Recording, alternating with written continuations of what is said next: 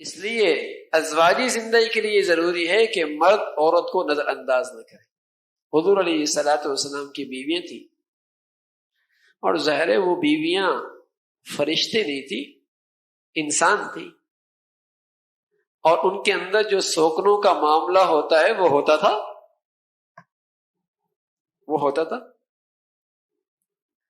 اور حضور علیہ الصلوۃ والسلام کے ساتھ جو عورت بیوی کا معاملہ کبھی کبھی ہوتا، لیکن امی عائشہ صدیقہ رضی اللہ تعالیٰ فرماتی ہیں کہ حضور علیہ الصلوۃ والسلام جب بھی تشریف لاتے تو آپ کے چہرے پہ مسکراہٹ ہوا کرتی تھی. نظر انداز نہیں فرمایا، انداز یہ ہوتا تھا. جب ایک خاتون گھر میں انتظار کر رہی ہے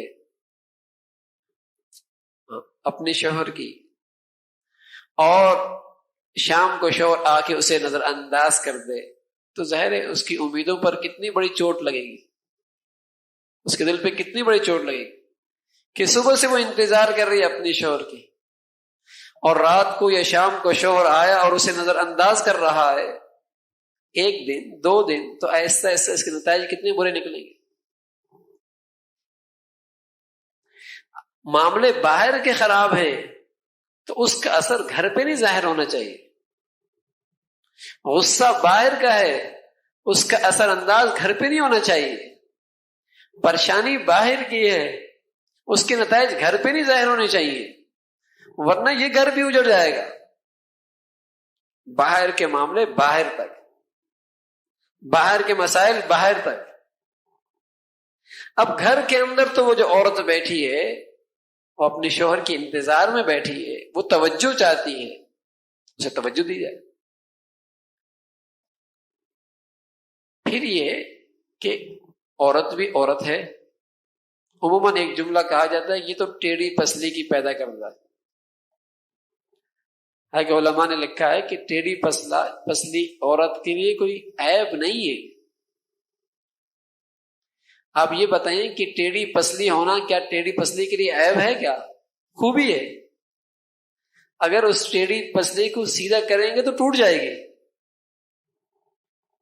اس کے اندر وہ ٹیڑھا پن ہی خوبی ہے، اسی ٹیڑھے پن کے اندر کام آ رہی ہے. تو در حقیقت حضور علیہ الصلوۃ والسلام ایک بات سمجھا رہے کہ اگر مرد یہ چاہے کہ جو میرا مزاج ہے 100% عورت اس مزاج پہ آ جائے، ایسا کبھی نہیں ہوگا. اس کی فطرت اور ہے، تمہاری فطرت اور ہے، اس کا مزاج اور ہے، تمہارا مزاج اور ہے. اب تم چاہو کہ 100/100 میرے مزاج کے مطابق ہو جائے، ایسا کرو گے تو پھر پسلی ٹوٹ جائے گی. یہ مطلب ہے. یہ نہیں کہ اس کے لیے کوئی عیب ہے، عیب نہیں، بلکہ اس کا اپنا مزاج ہے، آپ کا اپنا مزاج ہے. تو اس کی حوصلہ افزائی ہو.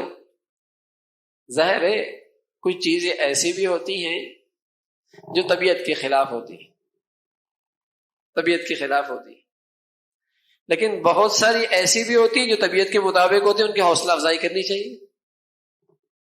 ساری دنیا کی تعریف کریں گے، نہیں تعریف کریں گے تو اپنی بیوی کی نہیں کریں گے، حالانکہ وہ بیچاری تعریف ہی کی بھوکی ہے. اگر اس کی تعریف کر دی جائے، عورت کی یہ فطرتی کمزوری ہے، جو جتنی اس کی تعریف کرے گا وہ اتنی اسی کے اوپر گرے گی. اور یہ کام مرد کا تھا کہ مرد اس کی تعریف کرے، اس کی حوصلہ افزائی کرے، تو پھر دیکھیے وہ محبت بھی دے گی. اور اس کا طریقہ یہ ہے کہ ظاہر ہے اس کے اندر کچھ کمیاں بھی ہیں، خوبیاں بھی ہیں، تو اپنی سوچ کو بجائے منفی بنانے کے مثبت بنا کے رکھے، مثبت بنائے. ایک بہت بڑے امام گزرے ہیں، اور اللہ کی شان کے وہ رنگ میں انتہائی سیاہ کہ رات بھی شرمانے لگے، لیکن قرآن بہت اچھا پڑھتے تھے،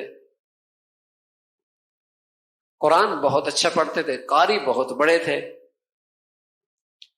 تو باپ نے بیٹی سے پوچھا کہ قرآن بہت اچھا پڑھتے ہیں تو بچی نے اسی مثبت سوچ کو سامنے رکھ کر کہا ہاں میں اپنا ایمان ان کا قرآن سن کے تازہ کرتی رہوں گی، میری طرف سے اجازت ہے، آپ رشتہ طے کر دیں۔ اللہ کی شان، عورت اس کو اللہ رب العزت نے حسن و جمال دیا تھا۔ تو ایک دن دونوں بیٹھے ہوئے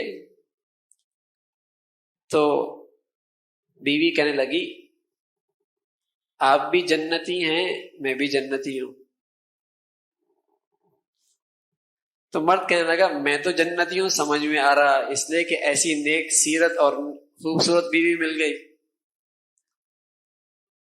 لیکن تم کیسے جنتی ہو؟ کیا بات یہ ہے کہ تم مجھے دیکھ کے شکر ادا کرتے ہو، میں تمہیں دیکھ کے صبر کرتا ہوں، صبر کرنے والا بھی جنتی، شکر کرنے والا بھی جنتی۔ تو اگر مثبت سوچ بن جائے نا تو پھر گھر اجڑا نہیں کرتے، پھر گھر بن جائے گا۔